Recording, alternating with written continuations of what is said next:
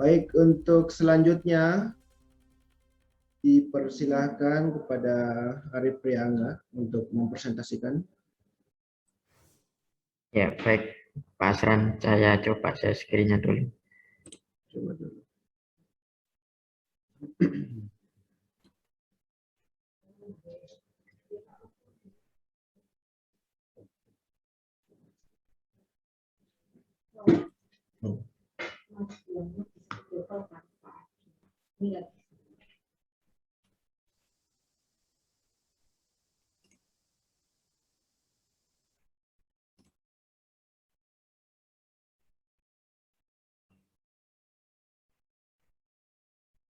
Apa sudah terlihat seperti ini?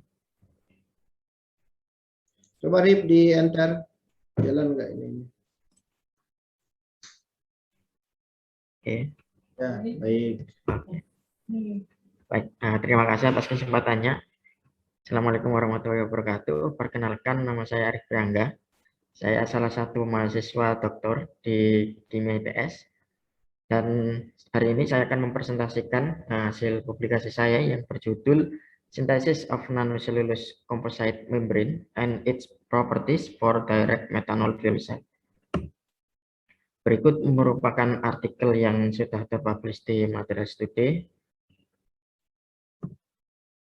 Kemudian untuk pendahuluan itu sendiri, yang pertama adalah bahwasannya polimer yang berbasis material, yang berbasis biomaterial seperti ketosan, pektin, selulosa, dan karagenan yang digolongkan sebagai natural polymer seperti itu sering dikembangkan menjadi fuel cell atau sel bahan bakar, di mana beberapa jenis sel bahan bakar itu ada salah satunya yaitu direct methanol fuel cell yang bahan bakarnya yaitu metanol dan air. Namun ada beberapa kekurangan atau beberapa istilahnya seperti sesuatu yang perlu dikembangkan lagi, diantaranya yaitu karena adanya permeabilitas metanol yang tinggi, kemudian konduktivitas proton yang rendah, dan juga beberapa kekurangan di sifat fisika kimianya. Jadi dari sini akan kami kembangkan beberapa hal dan memodifikasinya. Namun di sisi lain, karagenan dan kitosan dan natural polymer yang lain ini itu memiliki kelebihan seperti melimpah, kemudian murah, non-toksik, dan juga green chemistry istilahnya. Jadi di antara beberapa alasan berikut itu kami mencoba untuk memodifikasi dari salah satu natural polymer itu sendiri. Yaitu yang kami modifikasi di sini adalah dari mikroselulosa menjadi nanoselulosa atas dasar yaitu mampu menurunkan nilai permeabilitas metanol. Yang diminta untuk fuel cell itu sendiri yaitu permeabilitas yang rendah, sehingga kerja dari sel bahan bakar itu sendiri cukup efisien.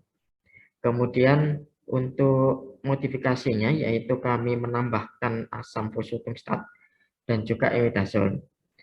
Berikut adalah istilahnya seperti alasan kenapa kami memilih dua bahan ini, yaitu yang pertama untuk asam fosfotungstat itu sendiri yaitu membantu mekanisme transfer proton yang terjadi di dalam membran dan juga meningkatkan struktur cross-linking di dalam membran itu sendiri.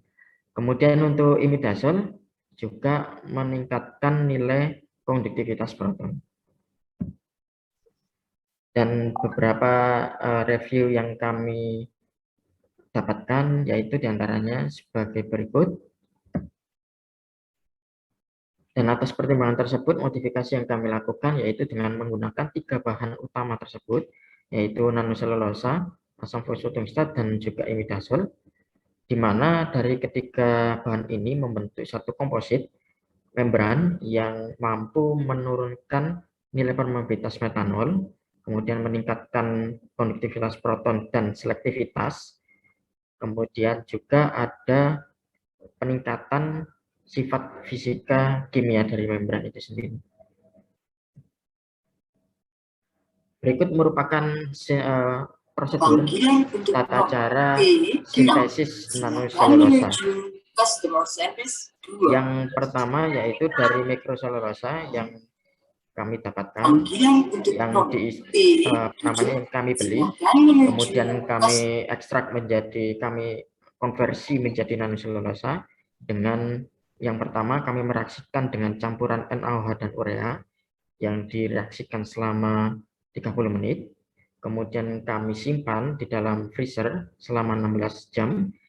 Lalu dari freezer setelah reaksi selesai itu kami steril lagi, kami aduk lagi, kemudian kami regenerasi dengan 1 liter air Aquades seperti itu. Kemudian kami sonikasi selama 15 menit. Dari hasil sonikasi itu kemudian kami freeze dry untuk mendapatkan kristal atau serbuk nanoselulosa. Untuk fabrikasi membran itu sendiri yaitu dari beberapa bahan itu, yang utamanya ada 3 bahan, yaitu ada samposudumstat, nanoselulosa, dan imidazol. Itu kami campurkan kembali dengan kami larutkan kembali dengan NaOH dan urea, kemudian kami aduk, lakukan pengadukan selama 20 menit, kemudian disimpan kembali di freezer selama 24 jam. Setelah itu dari freezer kami lakukan casting, melakukan pencetakan di atas plat gelas seperti itu, plat kaca, kemudian direndam dalam bak koagulasi yang berisi 5% asam sulfat selama 10 menit perendamannya, kemudian dihilangkan sisa asamnya itu dengan Aquades, dinetralkan selama 24 jam dan dikeringkan. Lalu kami karakterisasi membran tersebut dengan beberapa karakterisasi, ada FTR, HRT, PSA, TEM, dan SEM. Kemudian ada ES untuk mengukur konduktivitas protonnya. Kemudian ada ion exchange capacity, permeabilitas metanol, dan juga water dan metanol aktif. Hasil yang kami peroleh yaitu yang pertama untuk konversi dari mikroselulosa ke nanoselulosa, kami ketahui di sini adalah di sekitar 1400 ada vibrasi tekuk dari gugus CH, kemudian di sekitar 1000 sampai 1100 itu menunjukkan adanya pengurangan serapan. Di sini yang menunjukkan tingkat kristalinitas dari mikroselulosa ke nanoselulosa itu berkurang. Kemudian di sekitar 895 itu ada vibrasi ulur dari gugus COC dari ikatan glikosida 14. Kemudian untuk XRT-nya itu sendiri yaitu ada perbedaan di sini, yaitu perubahan dari selulosa 1 menjadi selulosa 2, di mana hal ini disebabkan karena penggunaan pelarutnya yaitu menggunakan NaOH, urea, dan campuran dari keduanya itu yang menyebabkan perubahan struktur ini. Dan juga dari puncak itu terlihat bahwasannya menjelaskan ukuran kristal dari nanoselulosa itu lebih kecil dibandingkan dengan mikroselulosa. Yang dikonfirmasi dengan particle size analyzer dengan PSA ini menunjukkan ada satu puncak yang tinggi itu di 88,79 nanometer. Kemudian ada juga yang di 356 nanometer. Itu adalah minor peak dari distribusi partikel nanoselulosa. Tapi keduanya ini berada di range nanometer. Dan juga menunjukkan bahwasanya ukuran yang 356 nanometer ini itu menunjukkan adanya sifat hidrofilik dari selulosa itu yang bisa menyerap air. Jadi ukuran airnya itu ikut terhitung saat analisis PSA itu sendiri.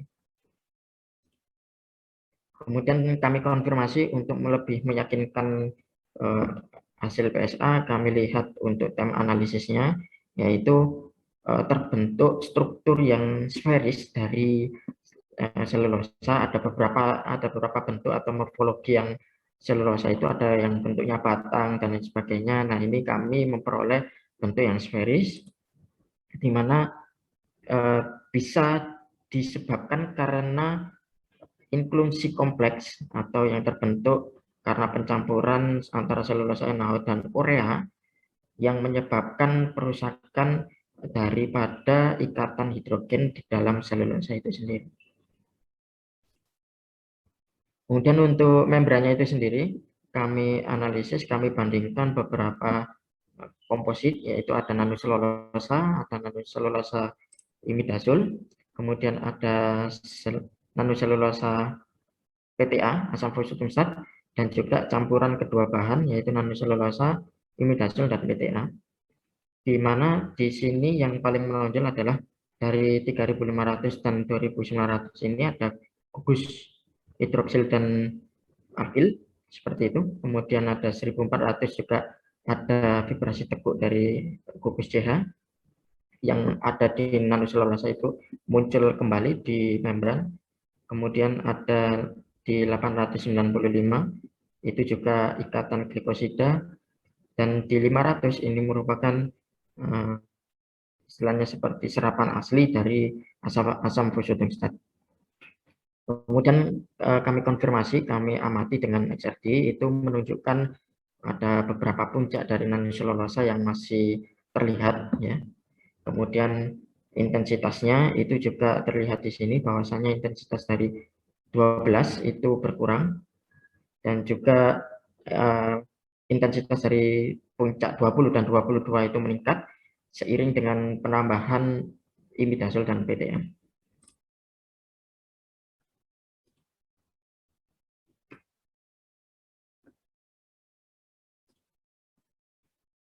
Maaf, ini macet sepertinya. Nah, kemudian untuk morfologi permukaannya dari membran, yaitu kami bandingkan membran yang murni dengan membran yang memiliki nilai yang maksimum, yaitu dari membran nanoselulosa itu sendiri. Ini sedikit ada seperti material yang rigid seperti itu menunjukkan bahwasannya ada beberapa yang istilahnya selulosanya itu tidak larut seperti itu dan bergelombang, karena mungkin ikatan-ikatan yang ada di situ kurang bagus. Setelah adanya penambahan nanoselulosa itu plain, jadi datar seperti itu, jadi membentuk membran yang datar dan juga non porus. Nah, ini juga memberikan keuntungan dalam sel bahan bakar itu, bahwasanya membran yang dense atau yang rapat itu akan mempengaruhi penurunan permeabilitas metanol seperti itu. Kemudian kami konfirmasi untuk nilai-nilai sifat fisika kimianya, yaitu di antara 4 membran yang kami fabrikasi itu nilai yang maksimum itu diperoleh oleh nanoselulosa dengan modifikasi imidazol, di mana metanol permeabilitasnya yang paling rendah yaitu sekitar 7,49 kali 10⁻⁷. Apabila dibandingkan dengan membran komersil yaitu Nafion 117 itu diperoleh 5,65 kali 10⁻⁵. Jadi tren ini semakin menurun seiring penambahan imidazol maupun asam fosutumstat.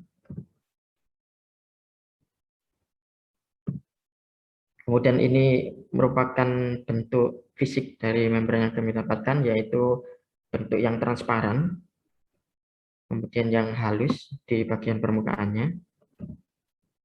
Lalu untuk kesimpulannya yang kami peroleh yaitu bahwasanya hasil PSA dan TEM itu menunjukkan partikel distribusi ukuran partikelnya itu pada 88,79 nanometer. Kemudian untuk FTIR dan XRD itu menunjukkan transformasi struktur selulosa, juga dari mikro dan nanoselulosa itu terlihat di situ bagaimana perbedaannya. Kemudian dari kombinasi antara imidazol dan asam fosutumstat terhadap nanoselulosa itu sendiri itu meningkatkan sifat-sifat dari membrannya. terutama untuk ion exchange capacity dan water uptake itu ikut naik seiring dengan penambahan dua material tersebut. Kemudian ada juga membran nanoselulosa imidazol itu memiliki konduktivitas protein yang tertinggi dan juga membran selectivity itu sebesar 14,98 milisiemens per cm dan juga untuk selektivitasnya 2 kali 10 pangkat 4 S dikali Siemens kali S per centimeter pangkat 3 seperti ini. Terima kasih atas perhatiannya. Kurang lebihnya saya mohon maaf. Wassalamualaikum warahmatullahi wabarakatuh.